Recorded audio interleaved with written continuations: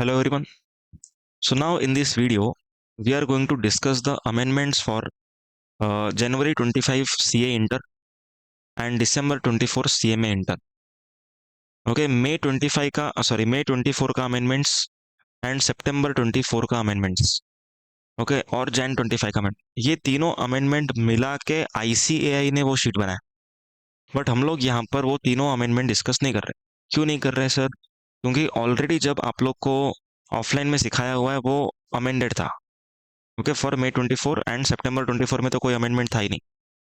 And May 24 का amendment कहाँ से करेंगे? May 24 के अमेंडमेंट्स के लिए एक सेपरेट वीडियो रिकॉर्ड किया हुआ था, यूट्यूब चैनल पे भी अवेलेबल है. मैं ये वीडियो के नीचे डिस्क्रिप्शन में डाल दूंगा. तो ये वाले वीडियो में हम लोग क्या डिस्कशन करने वाले? ये वाले वीडियो में हम लोग Jan 25 का अमेंडमेंट डिस्कस करेंगे for CA inter and December 24 CMA inter. Okay final का नहीं है, फाइनल में तो Jan एग्जाम रहता ही नहीं.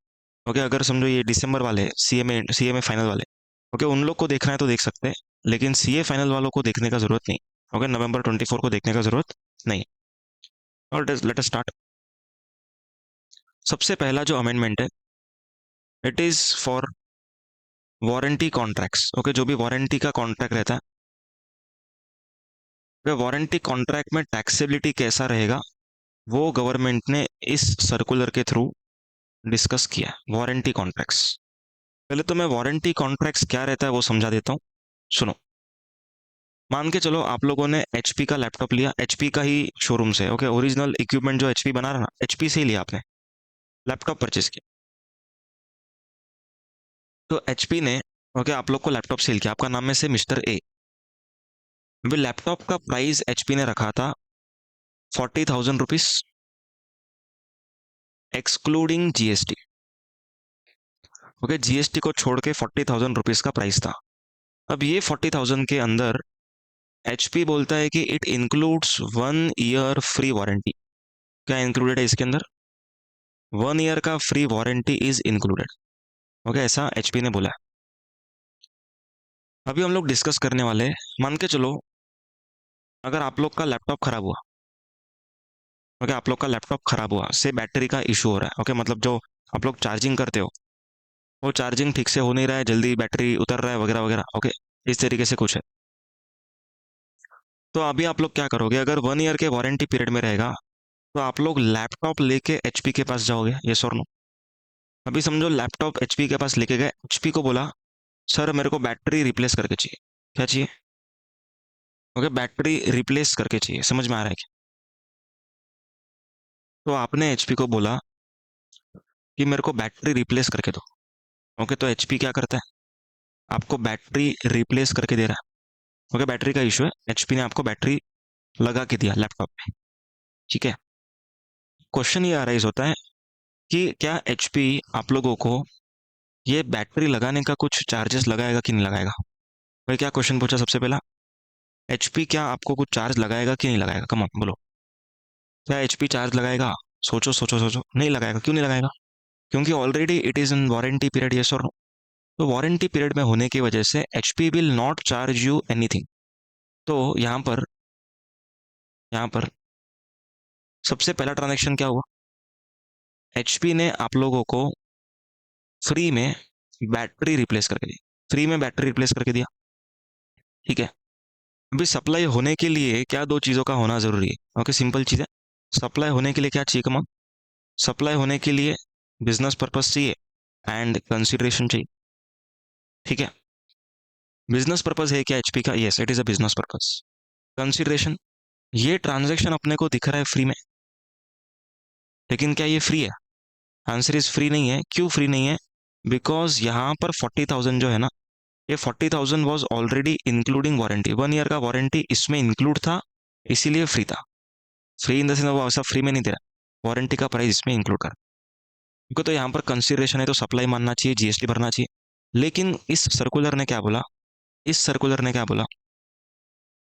Since in these rupees 40,000 warranty charges were already included.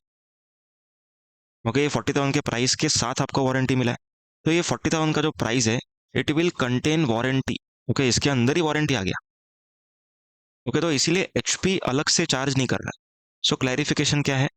no GST shall be paid. Okay, no GST is payable. Is it clear? No GST is payable on this battery replaced. क्यों नहीं पे करना है? क्योंकि 40,000 में already warranty included था. Okay, तो GST already भर चुका है, तो फिर बैटरी के ऊपर जीएसटी नहीं आएगा. अभी सेकंड क्वेश्चन क्या आना चाहिए? सेकंड क्वेश्चन क्या आना चाहिए भाई? बैटरी एचपी ने कहीं से तो खरीदा रहेगा. ओके, मार्केट से खरीदा रहेगा या तो इन्होंने खुद ने बनाया रहेगा, वॉट एवर.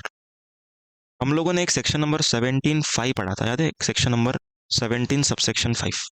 इसमें लिखा था अगर आप लोग कोई भी चीज फ्री में देते हो तो क्या करना पड़ता है?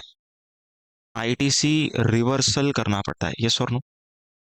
अभी अभी हम लोगों ने देखा कि this battery is not actually free. क्यों फ्री नहीं है ये सर?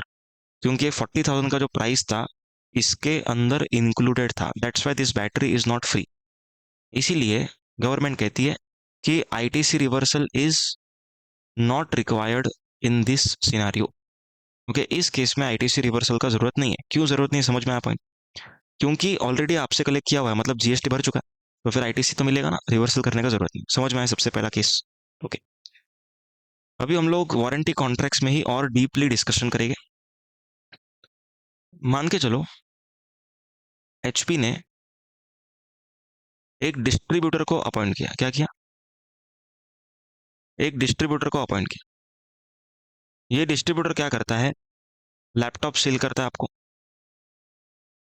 ओके, एचपी ने इसको समझो 30,000 में बेचा रहेगा.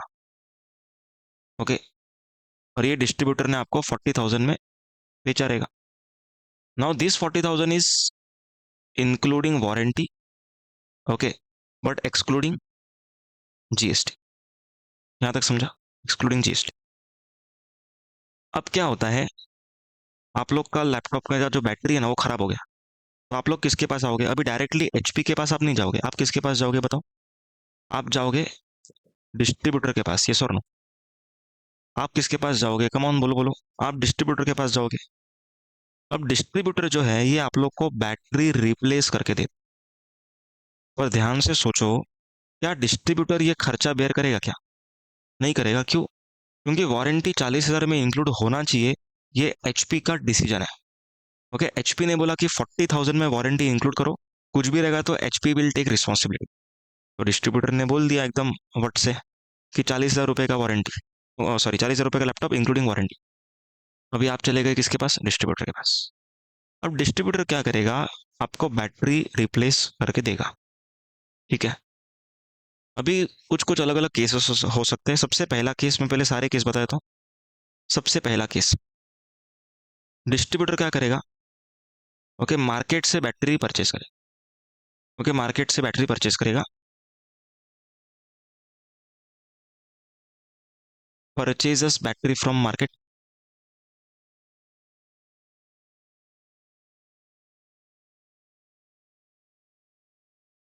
और फिर रिप्लेस कर देगा. ओके, क्या वो आपसे कुछ पैसा लेगा? आपसे कुछ भी पैसा नहीं लेगा. क्यों पैसा नहीं लेगा? क्योंकि वारंटी पीरियड में आपका लैपटॉप, तो आपसे पैसा नहीं लिया. लेकिन एक ध्यान से सोचो, क्या डिस्ट्रीब्यूटर एचपी से पैसा लेगा कि नहीं लेगा? ऑब्वियसली लेगा.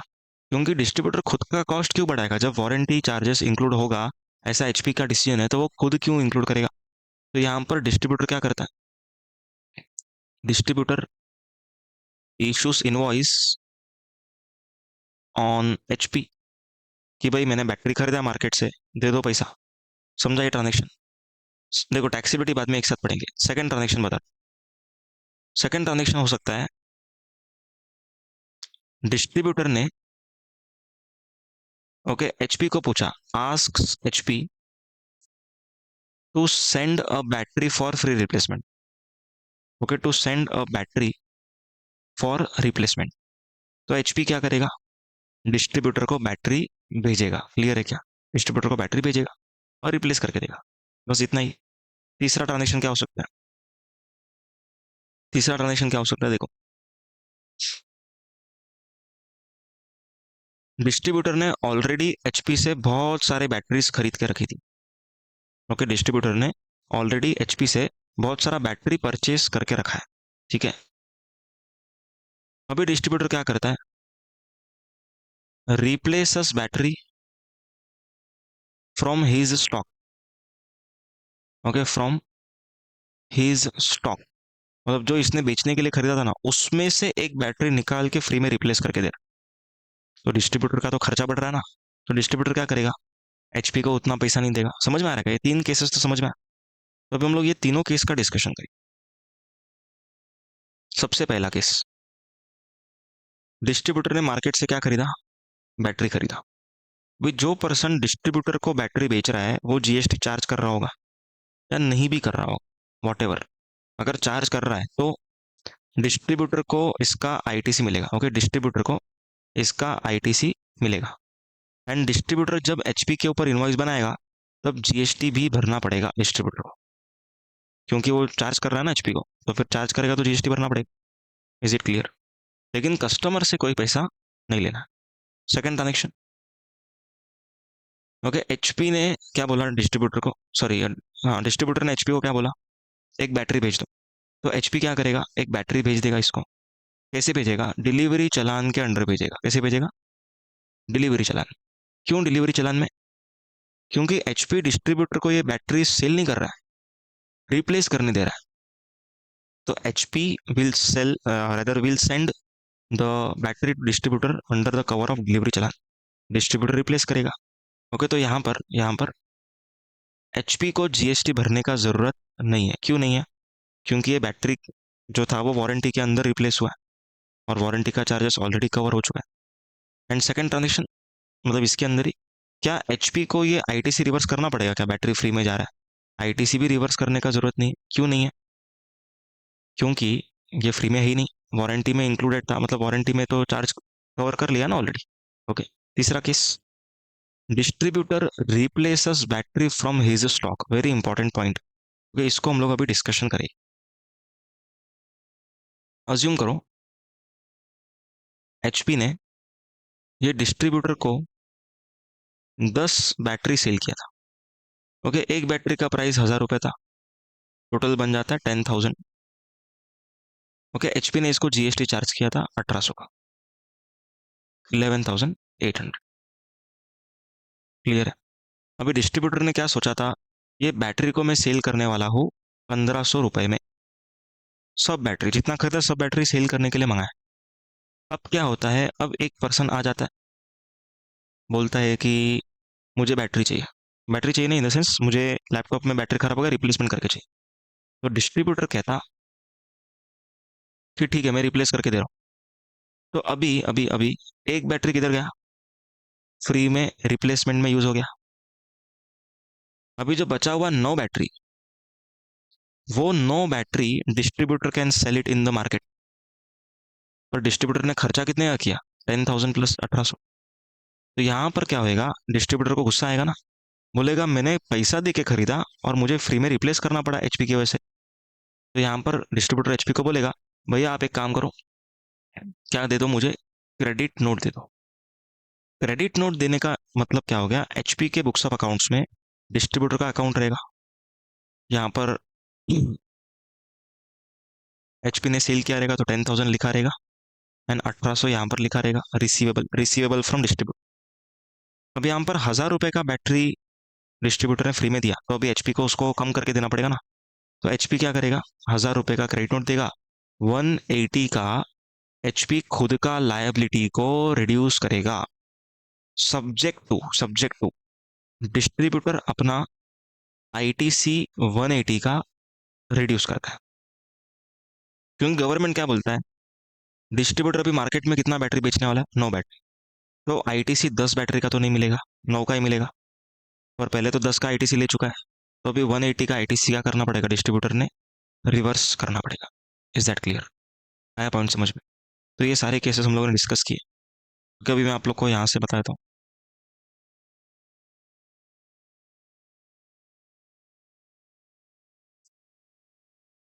तो सबसे पहला केस यहाँ पर लिखा हुआ,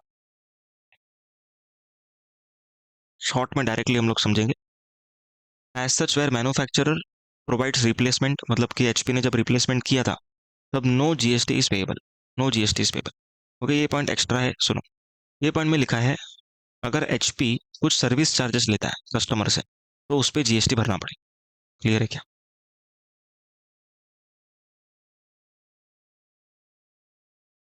क्योंकि यहाँ पर एक पॉइंट है, whether GST would be payable on replacement of parts.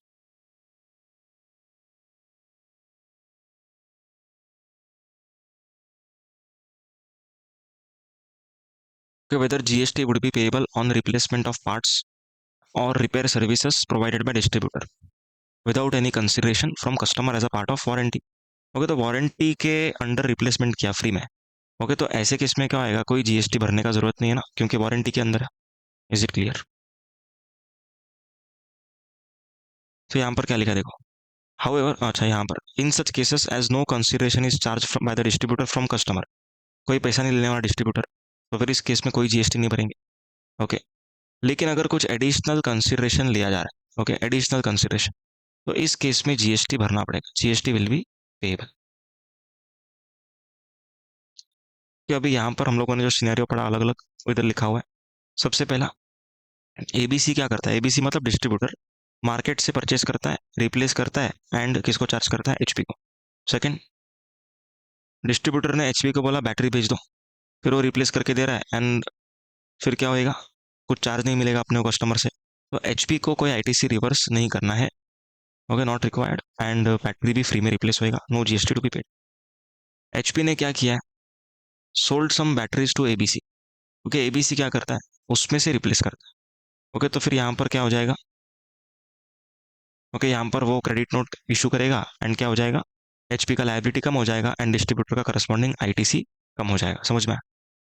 और एक केस इसके अंदर ये लोगों ने बनाया। ओके, डुप्लीकेट केस ही है, लेकिन थोड़ा सा डिफरेंस है। देखो यहाँ पर मैं बना देता हूँ कि एचपी ने डिस्ट्रीब्यूटर को 10 बैटरी सेल किया था। ओके, डिस्ट्रीब्यूटर क्या करने वाला था, ये 10 बैटरी ओपन मार्केट में 1500 में बेचने वाला था, ये स्वर्ण 1000 का है, 1500 में बेचने वाला था। भी एक बंदा आया, बोलता है कि मेरे को रिप्लेस करके दो बैटरी फ्री में, तो डिस्ट्रीब्यूटर ने एक बैटरी फ्री में रिप्लेस की। अब एचपी के पास दो ऑप्शन है, एक तो डिस्ट्रीब्यूटर का रिसीवेबल को रिड्यूस कर दें, या तो डिस्ट्रीब्यूटर को हम लोग क्या कर दें, ओके, एक बैटरी और भेज दें। अगर एचपी एक बैटरी भेजता है तो इसके ऊपर एचपी को जीएसटी पे नहीं करना। क्यों नहीं करना, क्यों नहीं करना, क्योंकि ये बैटरी जो भेजी है वो जो रिप्लेस हुई है ना, उसके अगेंस्ट भेजी है, तो इसके ऊपर ऑलरेडी जीएसटी पेड है, तो इसके ऊपर वापस से जीएसटी पे करने का जरूरत नहीं है। क्लियर है पॉइंट? अपना ये सब केसेस डिस्कस। अभी हम लोग यहाँ पर रिपेयरिंग सर्विस का बात करेंगे। ओके, अगर समझो डिस्ट्रीब्यूटर है, वो कुछ रिपेयरिंग करता है कस्टमर के लैपटॉप पे, तो उस केस में उसको जीएसटी भरना पड़ेगा। क्यों? क्योंकि रिपेयरिंग सर्विस का वो चार्ज कर रहा है, तो उस केस में जीएसटी भरना पड़ेगा। समझ में आ पाए? Okay, so GST will be payable. उसके बाद अभी हम लोग बात करने वाले हैं एक्सटेंडेड वारंटी की। ओके, एक्सटेंडेड वारंटी क्या होता है, आइए समझते हैं।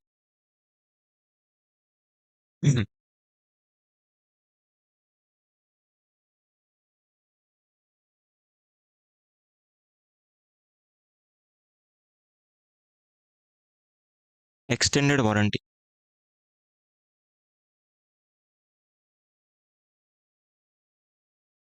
अब इसमें क्या होएगा देखो, फॉर एग्जाम्पल हम लोग लैपटॉप खरीद रहे हैं, ओके, से डिस्ट्रीब्यूटर से खरीद रहे हैं या किसी से भी।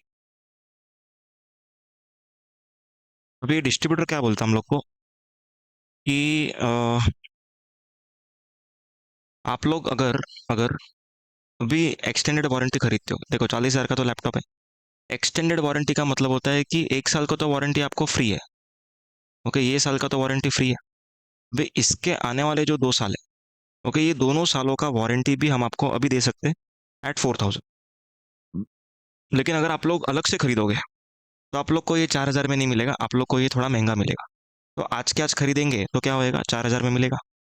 एंड अगर मान के चलो आप लोग फ्यूचर में जाके खरीदते हैं, तो ये हो सकता है 6,000 8,000 ऐसा कुछ भी भाव लगा दे। तो ऐसे केस में इसका एक सर्कुलर आया, सर्कुलर में क्या बोला, अगर कोई पर्सन लैपटॉप खरीदने के टाइम पे एक्सटेंडेड वारंटी खरीदता है, तो ये एक्सटेंडेड वारंटी को भी गुड्स माना जाएगा, और इसके ऊपर जीएसटी जो लैपटॉप का रेट है उससे लगेगा। एंड अगर आप लोगों ने लैपटॉप खरीदने के साथ एक्सटेंडेड वारंटी को नहीं खरीदा, लैपटॉप का 1 साल होने के बाद आपने वारंटी अगले 2 साल की ली, समझो 8,000 में आपको मिल रही है अभी। ओके, 1 साल खत्म होने के बाद की बात कर रहे हैं हम लोग। तो यहाँ पर इसको हम लोग बोलेंगे सर्विस, और इसके ऊपर जीएसटी जो रहेगा वो सर्विस के रेट से आएगा। Is it clear? तो अपना एक्सटेंड वारंटी का डिस्कशन पूरा हो गया। बाकी के अमेंडमेंट अभी डिस्कस करेंगे। ये ऑलरेडी कवर्ड है अमेंडमेंट। ओके, अगर समझो इंडिया के बाहर आपका कोई पेरेंट कंपनी, ओके, उन लोगों ने आपके एंटिटी में दैट इज सब्सिडरी में शेयर्स होल्ड किया है, तो ऐसा नहीं मानेंगे कि it is import of service and so on. Okay, इसको हम लोग इम्पोर्ट ऑफ सर्विस या फिर कोई सर्विस नहीं मानेंगे। It is neither goods nor service because shares hold किया है। Shares is not in the ambit of definition of goods और service. Okay, place of supply में एक अमेंडमेंट है।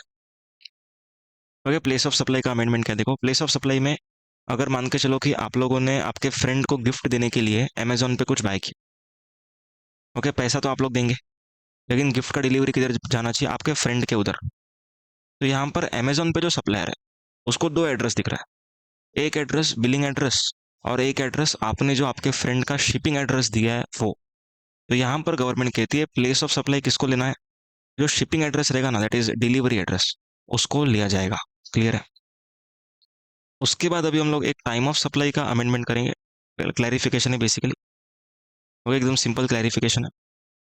देखो, एक HAM प्रोजेक्ट रहता है, हाइब्रिड एन्युटी मॉडल। ओके, ये एग्जाम्पल मैंने खुद से बनाया है, ओके, ताकि तुम लोग को इजीली समझा पाऊँ। ओके, इसमें क्या हो रहा है देखो, समझो एक ABC नाम का रोड का डेवलपर है। समझो कि नेशनल हाईवे बनाने का काम मिला है, किसको मिला है? ABC को। अभी ABC को काम मिला है नेशनल हाईवे बनाने का। तो यहाँ पर जो HAM मॉडल है ना, हाइब्रिड एन्युटी मॉडल, हम प्रोजेक्ट। ओके, तो हम प्रोजेक्ट में क्या होता है, ABC ने बोला 500 करोड़ लगेगा ये हाईवे बनाने के लिए। ओके, तो हम प्रोजेक्ट में क्या होता है, नेशनल हाईवेज जो रहता है ना, ये 40% आपको पैसा देता है। ओके, 500 करोड़ का 40% आपको ये पैसा देते हैं। पैसा कितने टाइम में देंगे? 15 साल में देंगे। ओके, ईयरली थोड़ा थोड़ा थोड़ा करके पैसा देंगे। समझो 500 करोड़ का 40%। ओके, आपको 200 करोड़ मिलने वाला है किससे? नेशनल हाईवे से। कितने साल में मिलेगा? Over a period of 15 years. तो सर 200 करोड़ का वैल्यू 15 साल में क्या 200 करोड़ ही रहेगा? नहीं, 200 करोड़ में इंटरेस्ट भी आता है ना, यस और नो? तो यहाँ पर जो एक इंटरेस्ट भी इन लोग कंपोनेंट जोड़ देते हैं। समझ में आ रहा है? समझो कि 12% पर एनम के हिसाब से इंटरेस्ट जोड़ लिया, तो 200। ओके, कंपाउंडिंग वगैरह करके या फिर जो भी आपका एनुअलाइज करके एक आता है। ओके, रिड्यूसिंग बैलेंस मेथड समझ में आता है? समझो तो 200 करोड़ पेंडिंग है 10 साल के लिए, तो हर साल 20-20 करोड़ देंगे तो लायबिलिटी 20-20 करोड़ से कम हो जाएगा, तो रिड्यूसिंग बैलेंस पे इंटरेस्ट लगेगा। तो एक एनुअलाइज्ड करके एक एन्युटी अमाउंट डिसाइड होता है। ओके, ये एन्युटी अमाउंट हर साल नेशनल हाईवे किसको देता है? जो ABC है, जो रोड डेवलपर है, उसको देता है। तो यहाँ पर जो रोड डेवलपर को ये पैसा मिल रहा है, ओके, इसके ऊपर GST उसको कब भरना है? क्या आज के आज पूरे 200 करोड़ पे भरना है, या फिर कुछ अलग मेथड है? तो यहाँ पर इन लोगों ने बोला इसको ABC को 200 करोड़ तो मिलने वाला है over a period of 10 years, plus क्या मिलेगा? इंटरेस्ट भी मिलेगा, यस और नो? ओके, इंटरेस्ट भी मिलेगा, 10 साल बाद पैसा दे रहा है तो यहाँ पर इसको हम लोग मानेंगे कंटिन्यूस सप्लाई ऑफ सर्विस। तो कंटिन्यूस सप्लाई ऑफ सर्विस आप लोग याद करो, उसमें क्या था? What was the time of supply? अगर टाइम लिमिट में इन्वॉइस दिया तो IR whichever is earlier, और अगर नहीं दिया तो it is SR whichever is earlier. What is the meaning of S over year? Okay, यहाँ पर S का मीनिंग क्या रहता है? Last date to issue invoice. Okay, मैं यहाँ पर लिख के बताता हूँ, ध्यान से सुनो।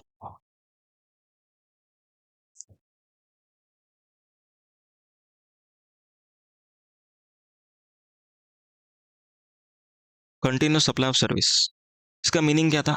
ऐसे कॉन्ट्रैक्ट्स जो 3 महीने से ज्यादा के पीरियड के रहे, ओके, उसको हम लोग क्या बोलते हैं?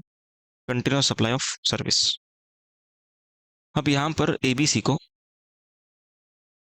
ओके, एवरी ईयर, ओके, 10 साल तक मान के चलते हैं,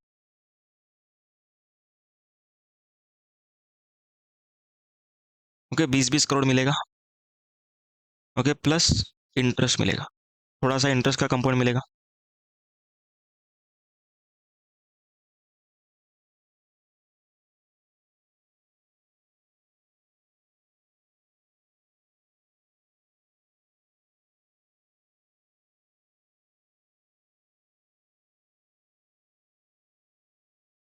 ओके, इन लोगों ने अज्यूम करते कि हम लोग डेट रखा होगा से 31 दिसंबर को ये पेमेंट ड्यू है, 31 दिसंबर को ये पेमेंट ड्यू है।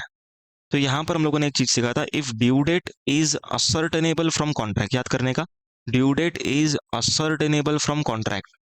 तो ऐसे केस में what is the time limit to issue invoice, कहने से it is due date of such payment. तो एबीसी ने इनवॉइस कब बनाना पड़ेगा, 31 दिसंबर को, चाहे पैसा मिले या ना मिले। अगर 31 दिसंबर के अंदर इनवॉइस बनाया तो दैट इनवॉइस का date would be time of supply, that is समझो कि 30 नवंबर को बना दिया। ओके, तो I or whichever is earlier, तो ये आई है, और receipt whichever is earlier. समझ में आया? Is it very clear? And जो इंटरेस्ट है, इंटरेस्ट, ओके, उसका टैक्सेबिलिटी क्या होगा? इंटरेस्ट के लिए क्या टैक्सेबिलिटी रहता है बोलो? Actual receipt of consideration. Okay, actual receipt of consideration. And 20 crore के लिए it would be continuous supply of service. तो दो अलग बिल बनेगा। ओके, तो एबीसी क्या बनाएगा, 20 करोड़ के लिए भी एक बना सकता है अलग, एंड इंटरेस्ट के लिए अलग बनाएगा। लेकिन अगर इसको मिक्स करके बनाता है, मिक्स करके बनाता है, ध्यान से सुनना, मिक्स करके बनाता है, तो उस केस में entire contract would be composite supply, and यहाँ पर इंटरेस्ट के ऊपर भी कंटिन्यूस सप्लाई वाला ही प्रोविजन लग जाएगा, क्योंकि यहाँ पर interest is not uncertain, it is confirmed कि इंटरेस्ट तो मिलने वाला है। तो यहाँ पर हम लोग क्या करेंगे, एक्चुअल रिसीट नहीं देखेंगे, क्या देखेंगे यहाँ पर, कंटिन्यूस सप्लाई के हिसाब से करेंगे। और हम लोग इसमें ऐड क्यों कर रहे हैं, क्योंकि हम लोग को एक सेक्शन मालूम था 15(2)(d, याद करने का, 15(2)(d), any interest amount, late fee amount received from recipient. Okay, वो भी हम लोग ऐड करते हैं। टाइम ऑफ सप्लाई क्या रहता है, एक्चुअल रिसीट रहता है। लेकिन यहाँ पर क्या हो रहा है, यहाँ पर ये इंटरेस्ट इसके साथ ही मिल रहा है, ओके, एन्युटी के फॉर्म में। तो इंटरेस्ट एंड जो बेसिक अमाउंट है, उन सबको हम लोग क्या मानेंगे, कंटिन्यूस सप्लाई ऑफ सर्विस। तो ये वाला सर्कुलर अपना हो गया। भी एक अमेंडमेंट हम लोग आईटीसी के चैप्टर में देखेंगे, basically it is a clarificatory in nature. अभी जो टेलीकम्युनिकेशन टॉवर रहता है, टेलीकम्युनिकेशन टॉवर, उसको पाइपलाइंस कनेक्ट करना पड़ता है। ओके, वायरिंग जो रहता है ना, ऑप्टिक फाइबर, सुना है कभी ऑप्टिक फाइबर? तो ऑप्टिक फाइबर जो रहता है वो बेसिकली एक लाइन रहता है, ओके, एक वायर्ड लाइन रहता है, वो जमीन के नीचे से होके जाता है। तो उसको जमीन के नीचे से बनाने के लिए क्या लगेगा, हम लोग को यहाँ पर होल वगैरह बनाना पड़ेगा, डक्टिंग करना पड़ेगा। डक्टिंग मतलब वो जगह को हम लोग को क्या करना पड़ेगा, प्रॉपर होल बना के उसके अंदर वायरिंग देना पड़ेगा। तो इसको हम लोग बोलते हैं डक्ट और मैन होल्स। ओके, डक्ट और मैन होल्स, मैन होल्स मतलब कि जो खड्डे होते हैं, मालूम है, गटर वगैरह रहता है, वो मैन होल बोलते हैं उसको। ओके, गड्ढा है वो। ओके, खड्डा बना दिया, उसके अंदर से पूरा पाइपलाइन निकलेगा, तो उसको हम लोग बोलेंगे मैन होल्स। ओके, ये डक्ट है और ये मैन होल है। तो यहाँ पर क्लैरिफिकेशन क्या दिया, अगर आप लोग डक्ट बना रहे हो या तो मैन होल बना रहे हो, तो आप लोग क्या कर रहे हो, प्लांट एंड मशीनरी बना रहे हो, ऐसा मानेंगे। समझा? क्योंकि लोगों ने गवर्नमेंट को क्या पूछा, प्लांट एंड मशीनरी के डेफिनेशन में 3 चीजें नहीं आती। पहली, लैंड एंड बिल्डिंग। दूसरा, टेली कम्युनिकेशन टावर नहीं आता। And pipelines laid outside the factory नहीं आती। ओके, तो यहाँ पर तो हम लोग क्या कर रहे हैं, पाइपलाइन को डालने के लिए या फिर टेलीकम्युनिकेशन टावर को कनेक्ट करने के लिए गड्ढा बना रहे हैं। ओके, मैनहोल बना रहे हैं एंड डक्ट बना रहे हैं। तो क्या ये मैनहोल का कंस्ट्रक्शन एंड ये डक्ट का कंस्ट्रक्शन, क्या आप इसको प्लांट एंड मशीनरी मानते हो? गवर्नमेंट ने बोला हाँ, हम इसको क्या मानेंगे, प्लांट एंड मशीनरी मानेंगे, और इसका आईटीसी हमको मिलेगा। Is it very clear? तो अपना अमेंडमेंट्स पूरा कंप्लीट हुआ for CA inter, CMA inter. Thank you so much.